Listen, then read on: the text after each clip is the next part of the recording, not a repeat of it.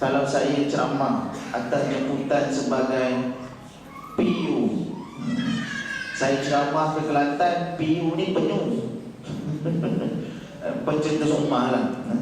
Jadi konsep saya ceramah, saya tak ceramah macam tuan-tuan tengok ni, saya tak maaf. Sebab kalau saya ceramah sebagaimana tuan-tuan tengok program pencetus ummah, saya akan bawa kenderaan saya, akan ada lighting, akan ada skrin belakang ni, dan tiba-tiba dengan ceramah akan ada efek, ada asap, ada macam tuan-tuan tengok pencetus ummah tu.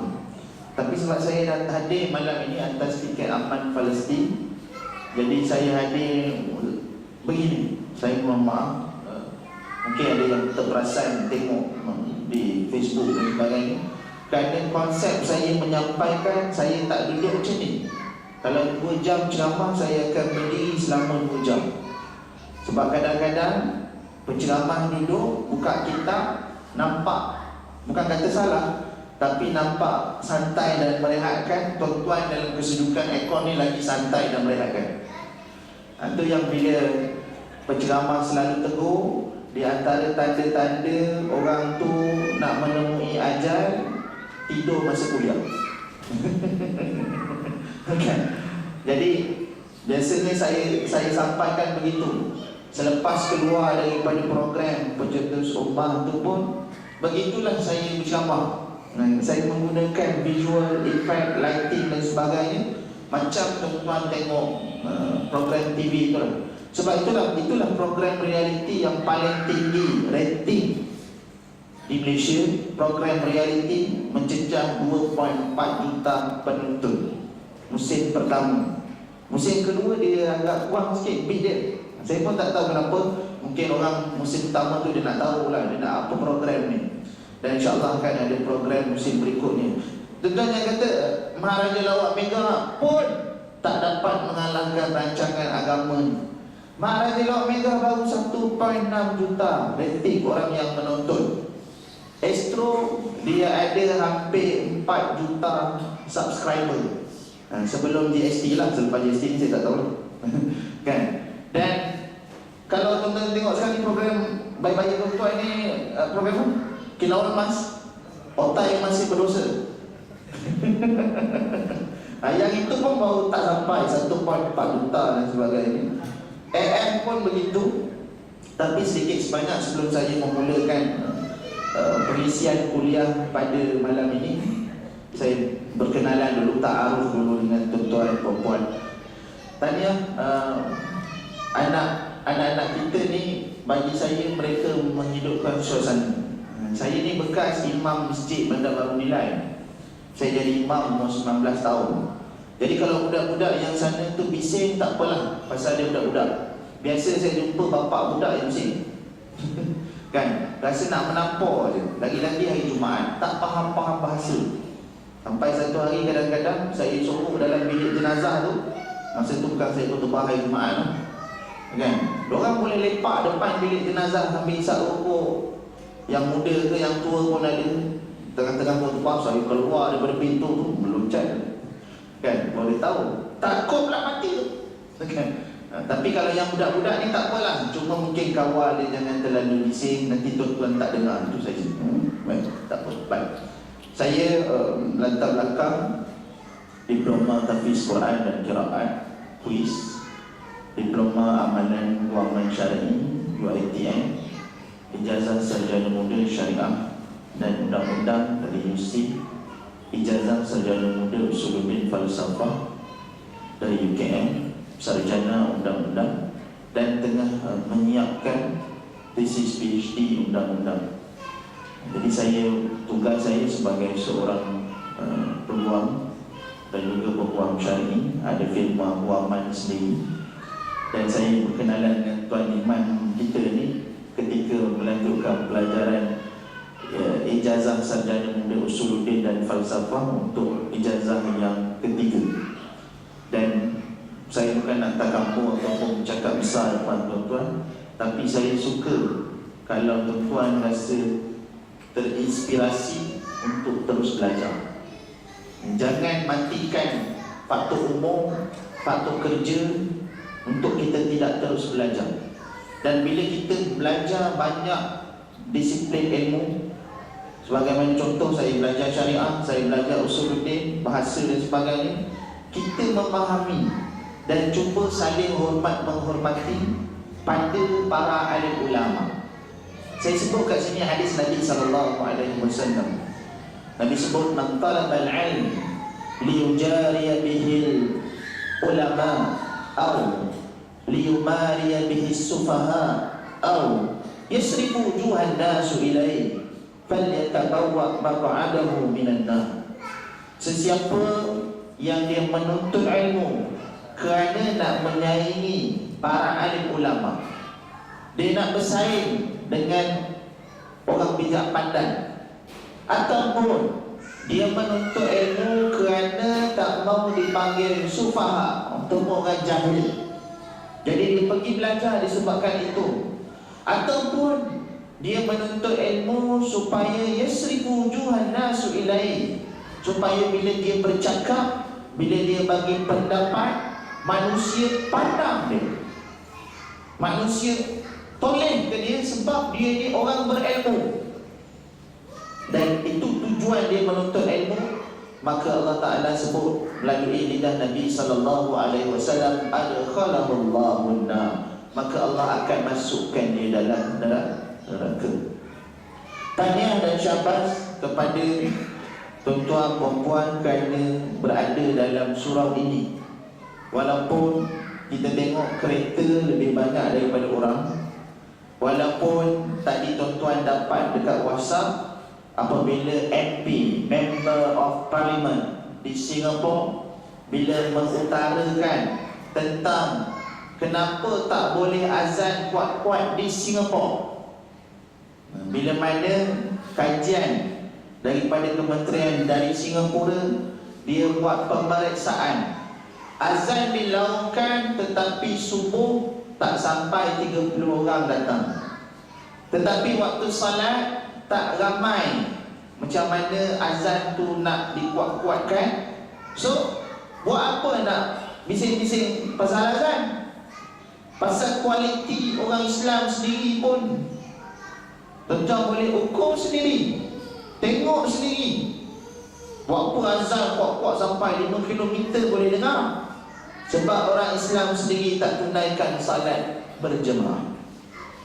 Dan tahniah dan syabas tuan-tuan perempuan yang hadir dalam surau ini mengangkat dosa orang-orang yang tidak menunaikan salat berjemaah. Kita sangka baik mereka buat di surau atau di rumah, tetapi apa guna surau kalau buat di rumah?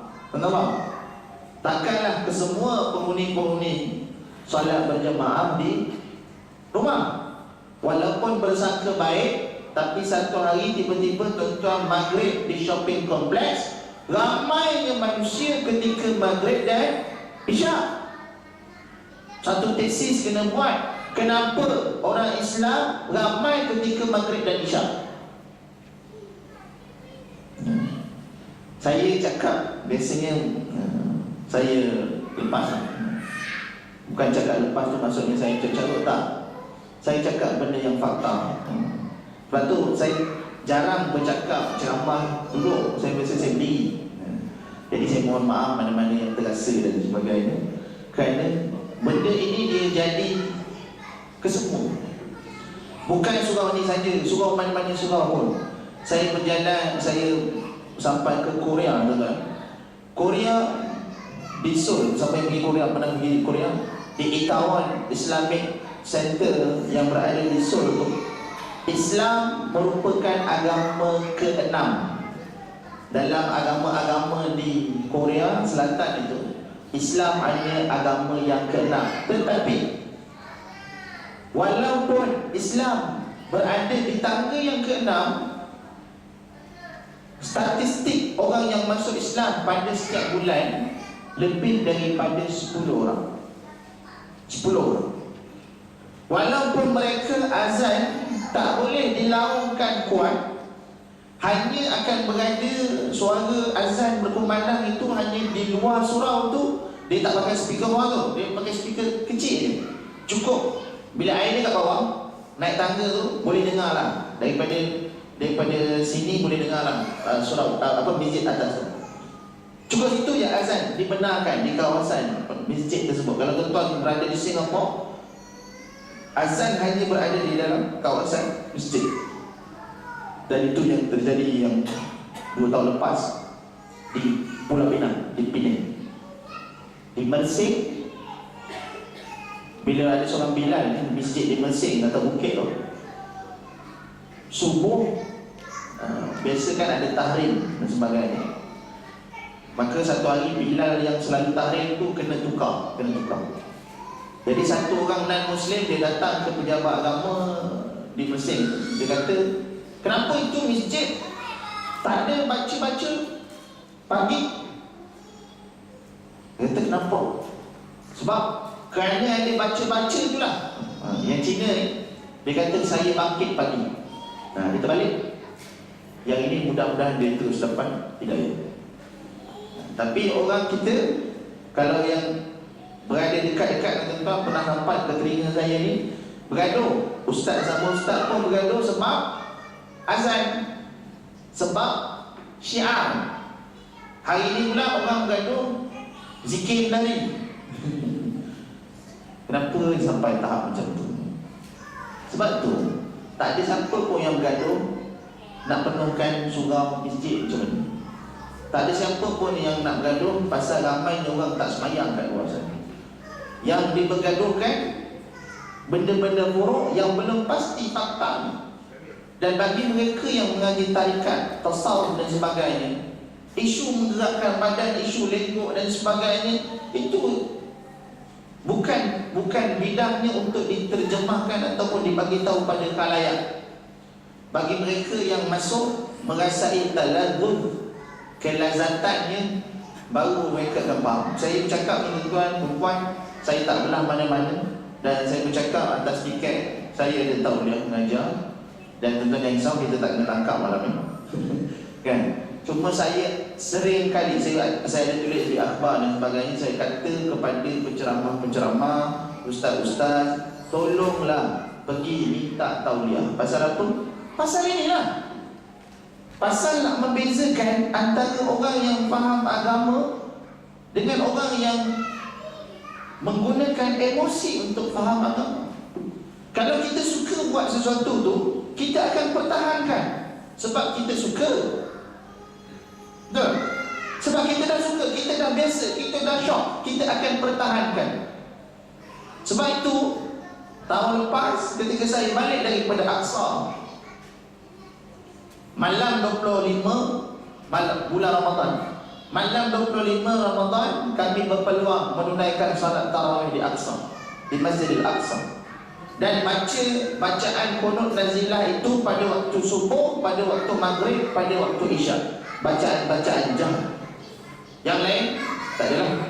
Tapi pada malam 26, malam 27, apabila tentera Zionis Israel ini berada di hadapan pintu masuk Masjidil Aqsa, mereka tidak benarkan untuk kami dan orang-orang Islam yang lain menunaikan salat di dalam masjid, maka sungguh tercabar.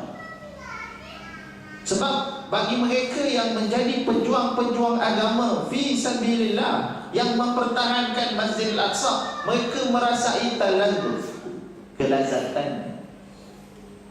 Lepas tu dalam isu zikir, zaman saya menjadi pondok dulu lah, ada yang zikir la ilaha illallah tu, dia goyang la ilaha illallah, la ilaha illallah. Bila dia dah rasa lazat tu, sampaikan dia boleh berjalan, terantuk cermin dan sebagainya, pecah dan sebagainya, tak sedap. Sampaikan, sebab tu orang tutur dulu bila zikir kan, la ilaha, dia dah sampai tahap lazat, la ilaha illallah, la ilaha illallah. Akhir sekali dia akan tepuk supaya bagi sedap, zikir habis. Bagi mereka yang tak masuk bidang tarikat dan sebagainya, contoh di Negeri Sembilan cukup faham dengan ilmu tarikat, dia tak bising. Yang bising ni orang yang suka tepuk tampah. Dia kata ni sesat dan sebagainya. Cuma dalam isu ini kita ada majlis fatwa. Apabila majlis fatwa di Malaysia mengharamkan ataupun tidak membenarkan tarikat yang disebut Naqsyabandi, Al-Haqqani dan sebagainya ini, maka saya nasihatkan tuan-tuan perempuan, sami'na wa ata'na, patuh. Kenapa? Baik, saya jelaskan. Boleh ikut apa yang saya cuba sampaikan. Nampak macam muka tak puas hati tu.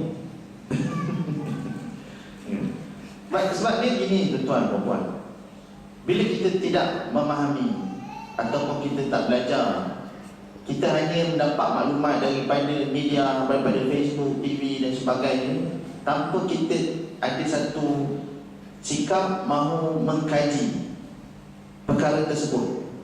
Yang kita mengkaji ni, kita kata mengkaji ayat-ayat WhatsApp. Orang hantar WhatsApp, oh ni dia salam ke perempuan, oh dia sujud, kan? Dan saya rasa duka cita bila mana dalam grup-grup WhatsApp sendiri, baik Ustaz Jordan ke, Ustaz Mesir ke, Ustaz Syria ke, Ustaz Yaman ke, Ustaz Malaysia ke, Ustaz mana-manalah, mereka sendiri bertelagah dalam isu ini. Sehingga kan ada yang left group. Kenapa? Sebab dah habis gaduh-gaduh, Syekh aku kata macam ni, Syekh gaduh tu, dia left. Dia berkecil hati. La yadkhulul jannah man qati'ar rahim. Tak masuk syurga orang yang putuskan silaturahim. Dia terlupa. Gaduh pasal benda-benda buruk ni akan mengakibatkan dia tak boleh masuk syurga.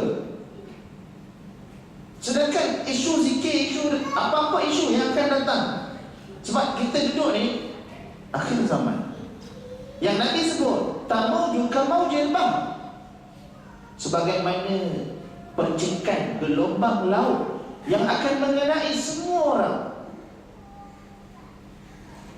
Haters, kan? Haters, pembenci akan tetap membenci. Saya malam tadi saya bawa balik syuting dengan Astro. Walaupun muka Jawa, tapi job TV banyak, tak risau. Saya tahu yang macam-macam tu penyokong setia Piyu Rahman, Bismillah, Alhamdulillah.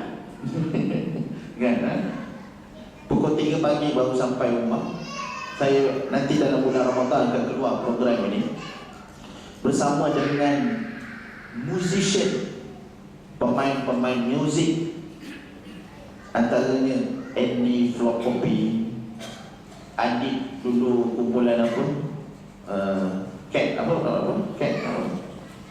dah kumpulan dia tu? Adalah kumpulan rap dia apa semua. Kemudian adalah geng-geng. Rupanya bila kita cakap, saya yang mengaji agama ni, saya rasa rendah diri. Pasal dia kata, Ustaz, kami ni lama dah job-job luar ni, kuasa-kuasa kami tak ambil dah. Semenjak kami berhijrah ni, dia kata, kami yakin rezeki dari Allah. Boleh hidup, ada je duit nak bayar kereta, rumah, makan, pakai, ada je. Bila orang datang buat charity program, dia kata, kenapa kata tak? Termasuk ultimate. Cuma malam tadi dia tak datang. Ultimate. Mereka ni dari dasar ni nampak macam ini masuk neraka ni orang. Tapi tuan-tuan, kata-kata mereka, Masya Allah, disebut kalam ni, kita berlapang dada dan sebagainya. Ini orang mengaji ni. Yang saya pelik ni yang dalam grup WhatsApp yang kata balik mengaji Islam, ramai macam tak mengaji. Macam nampak tuan-tuan macam nak kena Ustaz ni tahan pasempah. Kan? Pasal tak boleh terima. Macam contoh orang nak komen apa-apa program pun dekat TV. Dulu orang kata, oh, Astro dia ada saham dengan Amdocs dari Israel. Saya tanya balik, apa benda yang tak ada kaitan dengan Israel? Handphone Samsung ni besar dekat masuk Israel tu, inilah syarikat yang terbesar Samsung tu di Israel. Waktu teknologi dia menyaingi Apple dan sebagainya. Apa benda yang tak ada? Jadi kita tak berada di tempat mereka. Maka kita suka sesedap rasa kata orang tu jahat, kata orang tu tak betul, tuduh orang tu. Ini yang jadi ni, ini yang jadi. Patutnya Datang satu WhatsApp dan sebagainya. Bila datang, ni cerita apa ni, banyak sangat dalil-dalil. Mengaji bukan kat handphone, mengaji kat sini. Duduk macam tu, sakit pinggang, lutut sakit, bersandar, mencarilah mengaji. Imam Syafi'i rahimahullah ta'ala daripada selepas subuh sampai zuhur duduk dalam keadaan tawarruk, duduk ayat akhir, mengajar kepada jemaah sehingga zuhur, daripada lepas subuh. Sehingga kan ada riwayat menyatakan bahawa beliau meninggal kerana sakit buasir, sebab terlalu lama duduk macam tu mengajar. Ini mengajar penat tak mau, panas tak mau, susah tak mau, tak tahu dia ambil nak jawapan aja apa hukum. Dia dapat itu, dia jaja satu dunia. Ustaz ni salah, Ustaz ni tak tahu. Ini penyakit-penyakit akhir zaman. Masa saya jadi imam dulu, lagi nak kongsi itu. Masa saya jadi imam umur 19 tahun, saya nikahkan orang sebelum saya nikah. Jangan risau, sah. Dalam rukun nikah tu tak ada imam, juru nikah kena nikah. Orang yang ke-46 saya baru menikah, orang yang ke-147 saya berhenti jadi juru nikah. Nikah orang bisu pun saya dah lalu. Tuan-tuan tengok orang bisu nikah. Orang bisu nikah paling senang. Bantil lelaki kan? Kata tu. Sign. Dia nak jaga apa lagi? Itu. Jadi pengalaman saya antaranya ada mari datang pas main Jumaat, ada sampai sejam 2 jam buat. Masjid Nilai itu kalau tuan-tuan tahu, dulu ada UIA kan, macam-macam lecturer yang luar negara semua ada. Ada yang berhujah dengan saya tentang tasyahud pun ada, tentang syahadah tu bila tahiyat akhir. Saya kata sepanjang yang saya belajar lah, tahiyat akhir satu tangan aja. Yang khilaf tu, yang gerak-gerak tu, yang satu tangan. Ini kawan ni datang buat mazhab tasyahud akhir 2 tangan.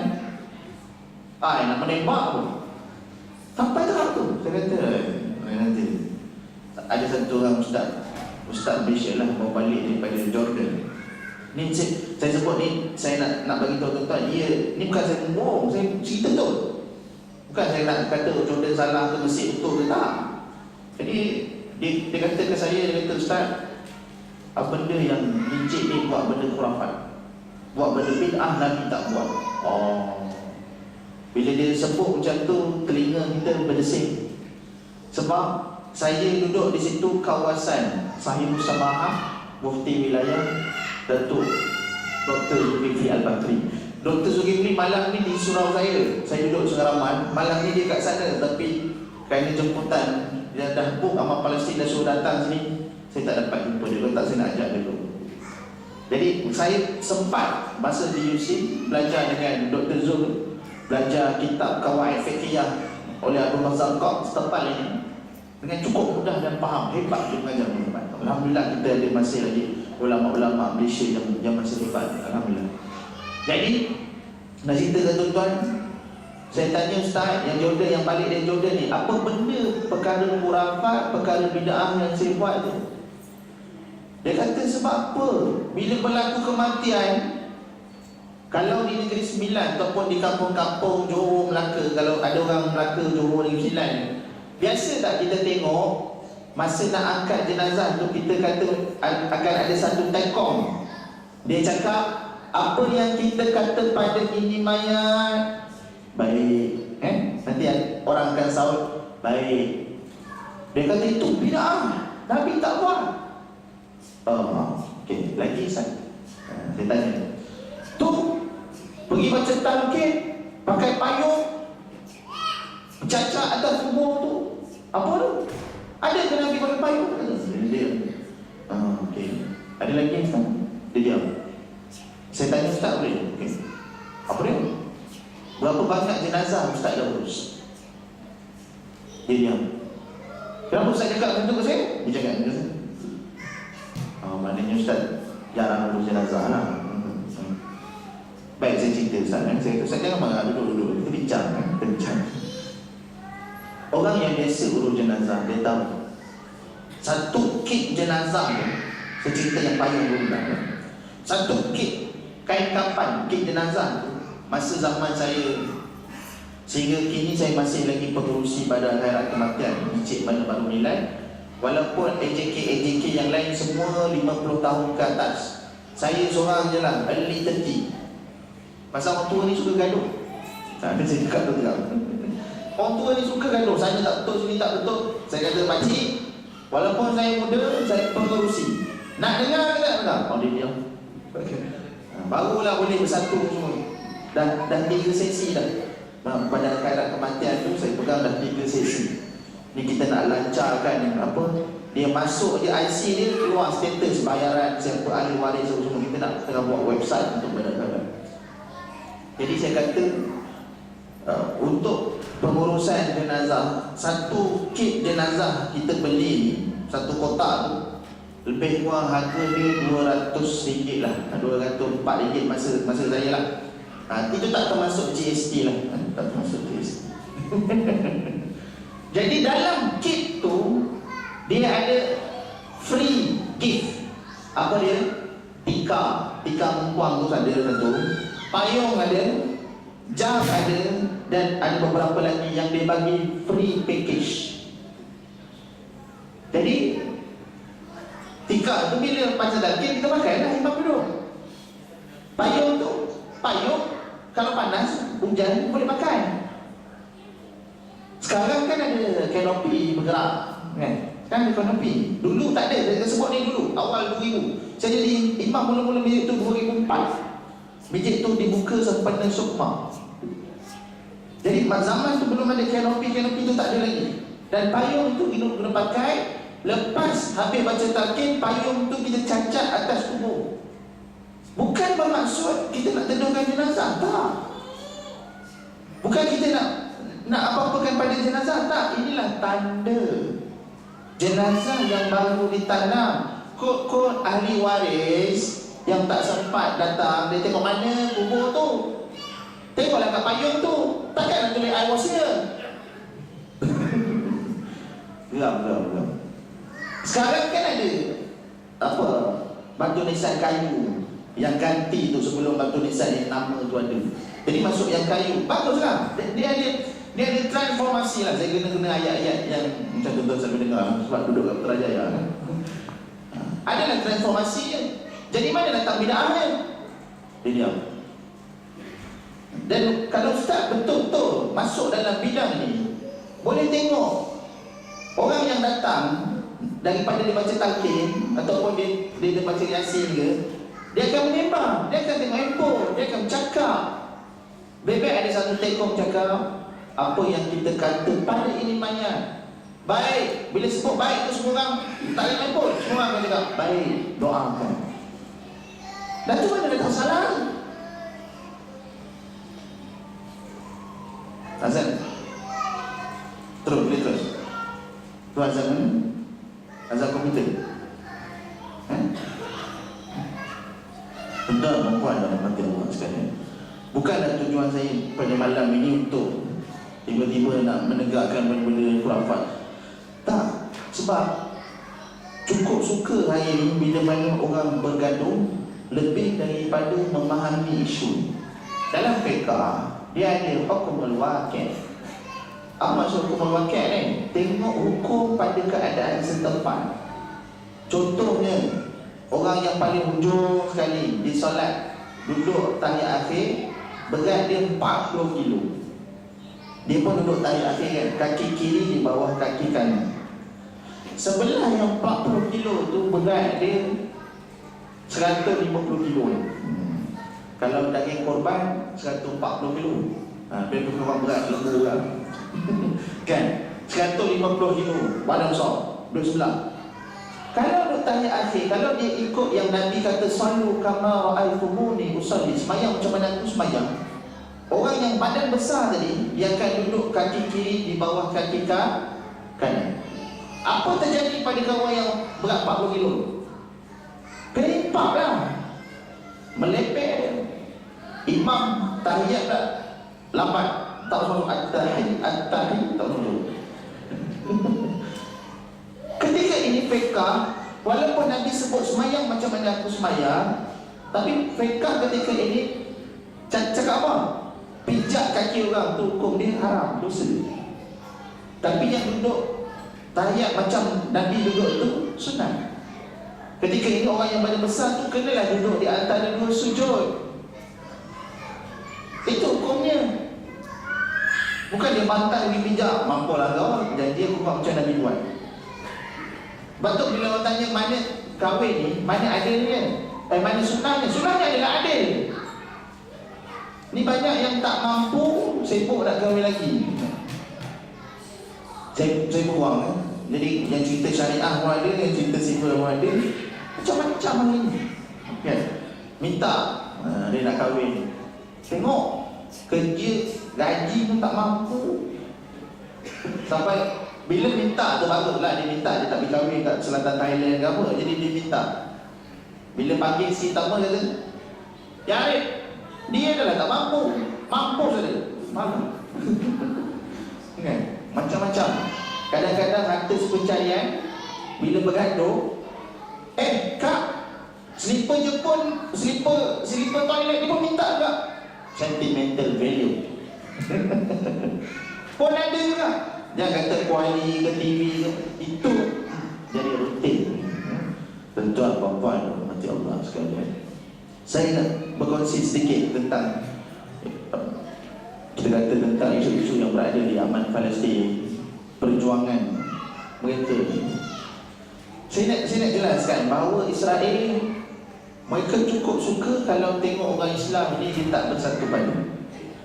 Dan saya yakin tuan-tuan puan dah banyak kali tengok video berkaitan dengan pembunuhan, kekejaman hari ini di Syria pula.